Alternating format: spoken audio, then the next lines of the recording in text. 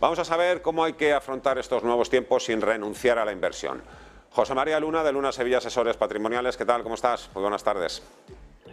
Buenas tardes, Fernando, y buenas tardes a todos. 2023, ya lo sabemos, hay algo que sí que sabemos, va a ser un ejercicio lleno de retos. Las miradas están clavadas en la inflación, en los bancos centrales, que han dicho que van a completar sí o sí el trabajo para doblegar precisamente esa inflación. Seguiremos, como no, muy pendientes de la salud de la economía, con la duda de si habrá una recesión suave o fuerte, si será corta o será duradera, y con la expectativa de rebajas en los beneficios empresariales con presión sobre los márgenes de las empresas. En definitiva, nada que desconociésemos, José María. Esa es la parte más positiva.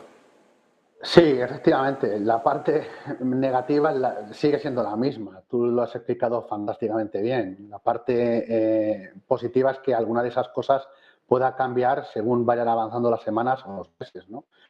Una de ellas es la política, precisamente la política monetaria. En Europa, cuando la inflación, a mí me ha dado esta reflexión, ¿no? Y la comparto con todos vosotros, ¿no? Cuando la inflación mayoritariamente en Europa procede de la oferta, no tanto de la demanda, que se ataque esa inflación con subidas y con una dialéctica muy halcón por parte en este caso de Christine Lagarde, pero que me consta que hay otros que tienen esa misma posición, pues me genera muchas dudas hasta dónde pueden llegar a actuar sin que eso no desencadene en una recesión más profunda de la que incluso habíamos pensado en Europa.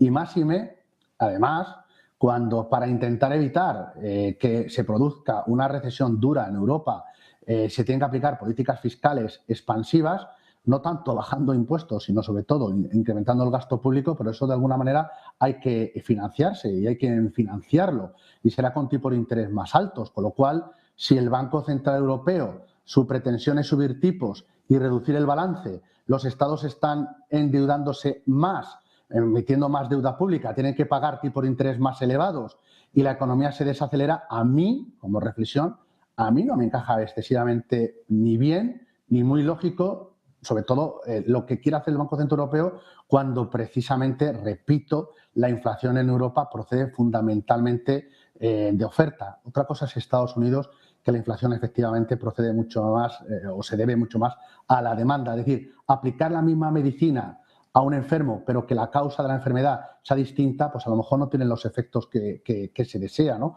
En este caso, por un médico que se sobreentiende que es el que está al mando no solo del diagnóstico, sino también de la salud de este enfermo. En este caso es la vieja Europa. A lo cual, si algo cambia, evidentemente que algo no está ahora mismo en la ecuación, pues a lo mejor lo que hoy es tan turbio y tan negro, que lo es que genera volatilidad, pues a lo mejor pudiera cambiar en las próximas semanas o los próximos meses, cuando algún banquero central se dé cuenta de que esa medicina estaría bien, pero si el problema viniera de otra línea, no de la que tenemos en Europa, que lamentablemente no es un problema de demanda. Efectivamente, hablamos mucho del Euribor, evidentemente a todos nos afecta que se encarezca la letra de la hipoteca, pero eso es lo que habría que preguntarle también a los banqueros centrales, en este caso al Banco Central Europeo. ¿Cuál es el plan si siguen subiendo los tipos de interés y se produce una auténtica avalancha de quiebras en el mundo empresarial? Eso no hay economía, desde luego, que lo resista. Vamos a hablar ya de táctica y estrategia en fondos de inversión. Hoy en Paso Corto nos traes un producto que invierte en deuda subordinada de la gestora GAM, ¿no? Efectivamente, llevamos semanas, cuando no meses, hablando de la renta fija corporativa. Y decíamos la renta fija corporativa de calidad como una oportunidad para ir construyendo cartera. Nosotros empezamos a recomendar desde principio de verano la deuda corporativa en pequeñas dosis. Hemos ido incrementándola en las últimas semanas. Queda margen todavía de subida y creemos que la deuda corporativa ofrece una oportunidad a pesar de la volatilidad, a pesar de que la semana pasada, sin ir más lejos, vimos incrementos en los spreads de crédito y que hicieron que este tipo de fondos sufriera. Pero creemos que se dan las condiciones para que no solo en el corto, sino en corto, medio plazo, este tipo de inversiones puedan dar valor, ofrecer valor frente a tener el dinero o todo nuestro dinero, sobre todo los perfiles más defensivos, nuestro dinero aparcado en depósitos o en monetarios. Uno de estos fondos, o una de estas ideas, es el fondo de la casa GAM, el fondo GAM Star Credit Opportunity, un producto que invierte en deuda subordinada, recordemos que es la deuda emitida, en este caso por empresas, aquí estamos hablando de empresas financieras, bancos o aseguradoras. Este fondo además elige bancos y aseguradoras, sobre todo bancos de primera línea, bancos más importantes, bancos que, por cierto, están mucho mejor recapitalizados que estaban en el 2008 con la crisis del 2008, bancos que ahora mismo pues, están viviendo un entorno, en primer lugar, con tipos de interés efectivamente más altos, con una enorme demanda por parte no solo de los ciudadanos, sino también por parte de las empresas a la hora de refinanciar, pero claro, con tipos de interés más elevados, y vamos a pensar en el escenario de que la desaceleración de la actividad económica en Europa es menos dura que la que tuvimos en el 2008. Bueno, pues la deuda subordinada, que no tiene el mismo nivel de prelación que la deuda senior, ofrece oportunidades, ofrece rentabilidades, y ya digo, en bancos de primera línea interesantes en ese contexto, siempre y cuando no sé, que el Banco Central Europeo le dé por subir mucho los tipos de interés, que sería una locura, o hubiera una recesión muy dura. Si ese escenario no se cumple, la deuda subordinada puede ser interesante en el paso corto, fundamentalmente para aquellos inversores sí dispuestos a asumir ciertos riesgos,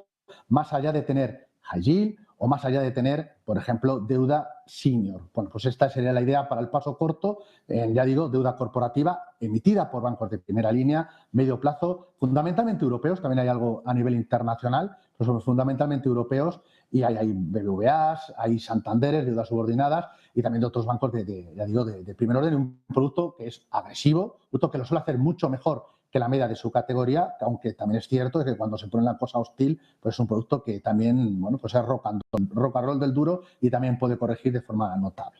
O sea, apuntado, también hay fondos de renta fija para perfiles más agresivos o más dinámicos. Y en vista larga, hoy vamos a hablar de un fondo de inversión que invierte en el país que anoche se acostó siendo el país más triste del planeta Tierra, deportivamente hablando, quiero decir. Fondo francés. Bueno, yo creo que había también otros países, nos acostamos mucho antes más tristes aún, ¿no? Deportivamente, deportivamente. Efectivamente. Sí, los franceses lo pelearon, pero al final se encontraron también con un gran equipo y una gran estrella, ¿no? Traigo porque sobre todo en el caso de Francia es un producto de la casa Independence Expansion, es una boutique francesa, una casa muy enfocada a empresas de pequeña y mediana capitalización.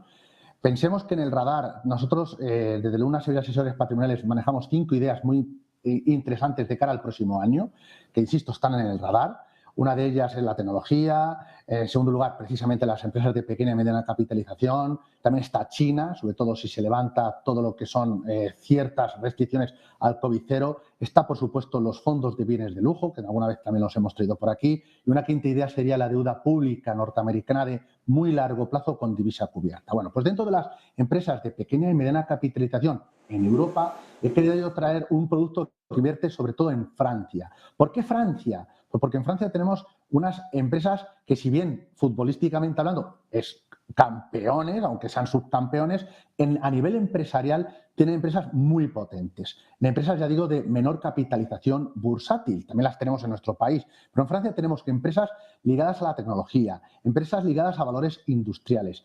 Y son sectores que, mirando hacia largo, son capaces de tener una capacidad de enorme resistencia en unas condiciones financieras nada fáciles, precisamente como bien apuntabas tú, en un entorno de tipos de interés muy altos y una inflación elevada.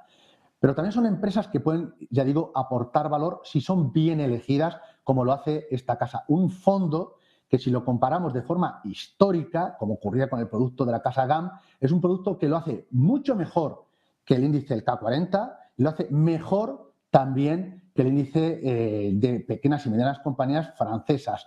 Evidentemente, también como ocurría con el caso de GAM, es un producto más volátil, es decir, cuando hay caídas también sufre más y en las subidas lo hace de forma mucho más espectacular. Mirando a medio y largo plazo, mirando a oportunidades en Europa, Francia nos gusta bastante y dentro de Francia nos gustan mucho las empresas de mediana y pequeña capitalización en esos dos sectores, tanto en empresas tecnológicas como en valores industriales.